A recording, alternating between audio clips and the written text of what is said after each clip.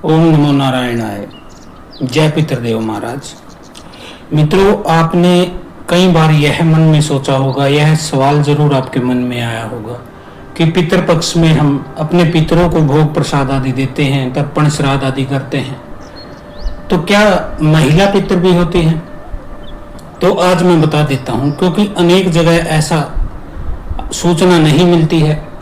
वह मैं नहीं जानता क्यों नहीं मिलती है। हो सकता है कि पुरुष ग्रंथ लिखने वाले थे, उन्होंने अपनी मानसिकता के हिसाब से स्त्री को स्थान नहीं दिया। जबकि सत्य क्या है? सत्य ये होता है कि पुरुष पितर के साथ साथ स्त्री पितर भी होती हैं, जिन्हें मातृ बोला जाता है। और मातृपक्ष और पितृपक्ष ये एक साथ ही चलता है। कुछ विद्वान रहे होंगे जिन्हें पुरुष सत्ता का ज्यादा अहंकार होगा, इसलिए उन्होंने महिलाओं के बारे में इसमें नहीं लिखा है। तो आपको करना क्या है? आपको अब करना ये है कि आप हमेशा पितृपक्ष में देते हैं पितरों को, लेकिन जो मातृपक्ष है उसके लिए आप कुछ नहीं करते हैं। आपके कुल में जैसे पुरुषों की मृत्यु होती है और वो प्रेत योनि में जाते हैं, कुछ पितृ योनि में जाते हैं, उसी तरह से स्त्रियों की मृत्यु होती है तो वह भी प्रेत योनि में चली जाती हैं या फिर पितृ योनि में चली जाती हैं, अपने कर्मों के अनुसार, अपनी ऊर्जा शक्ति के अनुसार। जैसे उनके कर्म थे, जैसी उनकी ऊर्जा थी, उसी अनुसार उनको योनि प्राप्त हो जाती है। लेकिन आपका फर्ज होता है, आपका धर्म है, आपकी जिम्मेदारी है, चाहे वह अच्छे थे बुरे थे तो आपके पितर, आपके खून से संबंध था, उनका खून का रिश्ता था, ब्लड रिलेशन था आपके साथ, तो आपको उनको भी तृप्त करना, संतुष्ट करना अनिवार्य होता है। तो अब आपको करना क्या है वह मैं आपको बता देता हूं। आपको सुबह सुबह नहा लेना है, नित्य कर्म आदि से निवृत्त होकर अपना नहा धोके और अपना सुगंधित तेल लगाएंगे। आप तेल चमेली का भी लगा सकते हैं, कोई और भी लगा सकते हैं, या फिर सेंट इत्र का प्रयोग कर लेंगे। आपके भीतर से खुशबू आनी चाहिए और यह स्त्री सदस्य करेगी घर की। यदि स्त्री सदस्य नहीं है तो पुरुष सदस्य कर सकता है, कोई दिक्कत नहीं। तो आपको 1 कटोरी तो खीर बना लेनी है और 4 रोटी बना लेनी है। अब आपको करना क्या है? इन 4 रोटियों को आप रखिए लाइन में और उस 1 कटोरी खीर को थोड़ा थोड़ा हिस्सा, उसका 4 हिस्से बना लीजिए। 4 के बजाय मैं कहूँगा उसके 5 हिस्से बना लीजिए। 4 तो रोटियों पर रखिए, 1 हिस्सा कटोरी में ही बचा लीजिए। इसको कर लिया। अब 1-1 चुटकी जौ और काले तिल यह आप लेंगे। 1 चुटकी काले तिल और जौ उठाया और उस खीर पे छिड़क दिया, दूसरी पे, तीसरी पे, चौथी पे। 4 रोटियों पर खीर के ऊपर आपको काले तिल और जौ छिड़क लेना है थोड़ा थोड़ा। अब इन रोटियों को उठा के, एक को उठा के दूसरी के ऊपर रख दीजिए, दूसरी को उठा के चौथी के ऊपर रख दीजिए।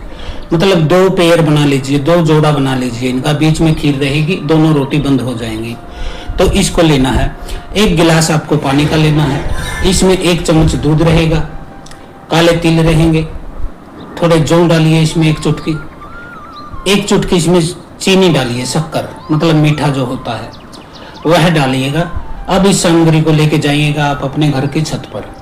अपने घर की छत पर जाने के बाद आपको क्या करना है?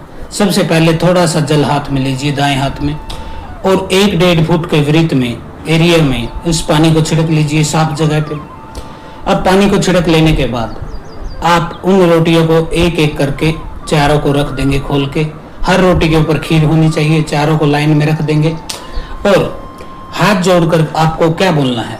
आपको बोलना है, हे पूर्ण परमात्मा, हे भगवान विष्णु, हे माता लक्ष्मी, सभी के संकट दूर करने वाले प्रभु, ये जो भोग है, ये प्रसाद है, वह मैं अपने घर में जो भी स्त्री अकाल मृत्यु को प्राप्त हुई है, प्रेत योनि में है या फिर पितृ योनि में है, ये उसके लिए भोग लेकर आई हूँ। इसको स्वीकार कीजिए, ग्रहण कीजिए। मेरे पितरों को संतुष्टि, तृप्ति और शांति प्रदान कीजिए। उन्हें प्रेत योनि से मुक्ति प्रदान कीजिए। उनको पितृ योनि में स्थान दीजिए। भगवान विष्णु से तो आपको ये प्रार्थना कर देनी है। अब अपने पितर जो हैं, स्त्री पितर जो मरी हुई है, मातृ बोलते हैं जिनको, उनके लिए आपको हाथ जोड़कर वहीं बैठ के 21 बार ये मंत्र जपना है। ओम मम सर्व पितृभ्यो नमः। ओम मम सर्व पितृभ्यो नमः। ओम मम सर्व पितृभ्यो नमः, ओम नमः सर्व पितृभ्यो नमः, ओम नमः सर्व पितृभ्यो नमः। तो ये मंत्र आपको 21 बार आपको जप लेना है। फिर हाथ जोड़ के नमस्कार करके अपने मातृपक्ष को और खड़े हो जाना है।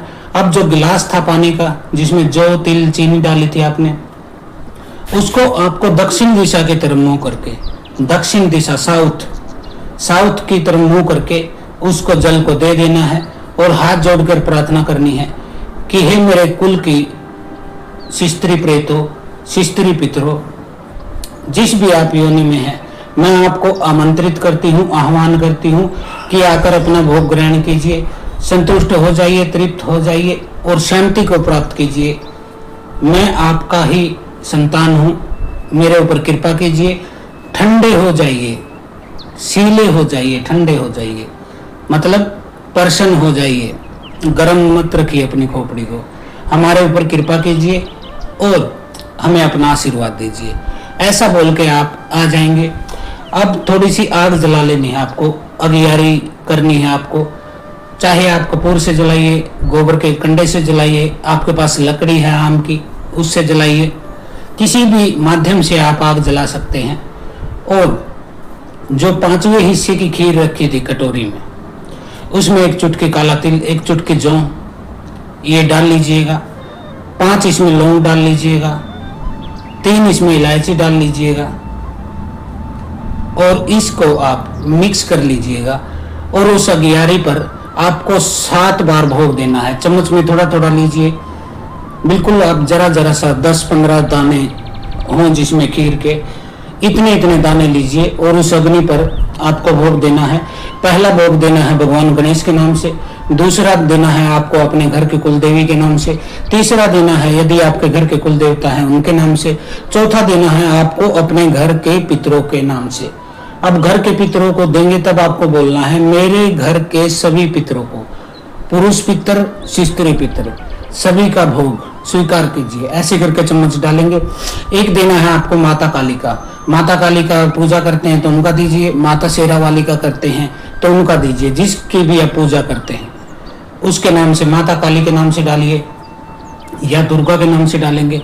ये हो गया। 1 चम्मच डालना है आपको माता शीतला के नाम से, बड़ी माता के नाम से, और 1 डालना है आपको अपने अक्षय त्रिपाल के यानी कि नगर खेड़ा ग्राम देवता डी बाबा के नाम से, भूमिया बाबा जो भी हैं आपके अक्षेत्र में बोला जाता है, तो 1 चम्मच उनके नाम से डालना है। इस तरह से उस खीर का उस अगियारी पर आग पर भोग दे देना है। अब आपका काम हो गया है। अब हाथ जोड़कर प्रार्थना कीजिए कि हे मेरे घर के पितरों, सभी पितरों, आप संतुष्ट होइए, कृपा कीजिए और हमें अपना आशीर्वाद दीजिए। हमारे काम धंधे में जो बाधा लगी है इसको हटाइए, हमारी शादी में रुकावट आ रही है उसको हटाइए, संतान नहीं हो रही है तो उसको हटाइए, शरीर में किसी के पीड़ा रहती है, किसी बच्चे का दिमाग काम नहीं करता है या पढ़ाई में मन नहीं लगता है या कोई गलत नशे पते की तरफ चला गया है घर का कोई सदस्य, जो भी आपकी समस्या हुआ है आप बोलिए और पितरों से प्रार्थना कीजिए कि हमारा यह काम आपको ठीक करना है, हमें आपके आशीर्वाद की, आपकी कृपा की, आपके प्रेम की आवश्यकता है। हम आपके ही परिवार के, आपके बच्चे हैं, आपका खून हमारे रक्त में है, अंश आपका। तो इस तरह से आपको प्रार्थना कर देनी है। ये हो गई आपकी मातृ पितर जो होते हैं पितृ पक्ष में, शिस्त्री जो पितर होते हैं उनके लिए यह आपको करना है। ये करना किस समय है आपको यह भी जान लीजिए। 11:40 से, दोपहर के 11:40 से, और इसको आप 4:25 तक, यानी कि 4:25 के बीच में, इस टाइम आपको करना है ये। ठीक है जी, टाइम मैंने बता दिया। लेकिन सुबह सुबह ही आपको खीर बना लेनी है और रोटी बना लेनी है, उसके भीतर आपको रख लेना है खीर को, और जहां आप पूजा करते हैं वहां इसको प्रसाद को रख देना है। और 11 बजे के बाद जो समय बताया गया है तब आपको जाकर छत पर यह कार्य कर देना है। तो आज के लिए इतना ही। मैं परमात्मा से प्रार्थना करता हूँ कि आप सभी के जीवन में सुख लाए, आपके पितरों को संतुष्ट करे, क्योंकि बेटा पितरों के बिना आपके जीवन में कुछ अच्छा नहीं होता है। जब तक आपके पितर आपके साथ खुश नहीं, संतुष्ट नहीं, शांति उनको प्राप्त नहीं, तो आपका जीवन भी ऐसे ही बवंडर आते रहेंगे, तूफान आते रहेंगे, कलेश थमने का नाम नहीं लेता है, नहीं आप आगे बढ़ पाते हैं। आपके आसपास के लोग हैं, आपके परिवार के, कुटुंब के, कबीले के, कुल के, वह बहुत आगे बढ़ जाते हैं, लेकिन आप बहुत पीछे रह जाते हैं। इसका कारण क्या? क्योंकि वह अपने पितरों को मना रहे हैं, उनके साथ है, और आप अज्ञानवश, बिना जानकारी के, अहंकारवश, जो भी आपकी समस्या है, क्योंकि कई लोग तो अपने पूर्वजों से भी नफरत करते हैं। वो कहते हैं कि हमारे पूर्वजों ने तो नाश कर दिया, उनकी वजह से हम यहाँ रह गए, नहीं तो ये हो जाता, वो हो जाता, उन्होंने ये गलतियां की, वो गलतियां की।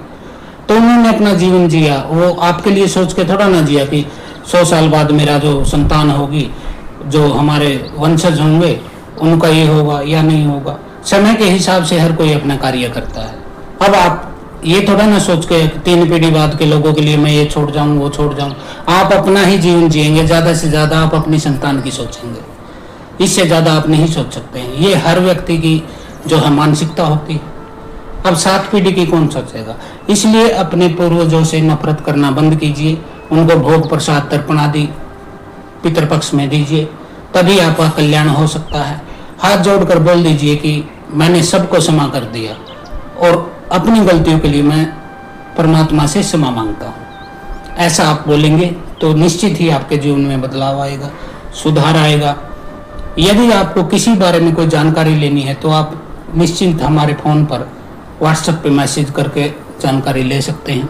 हम योगी आनंद, महंत शिवानंद आश्रम ट्रस्ट हरिद्वार, इस वीडियो में इतना ही आपको बताना चाहते थे। आप कीजिए और लाभ उठाइए इस पितृपक्ष में। ओम नमो आदेश गुरु जी को।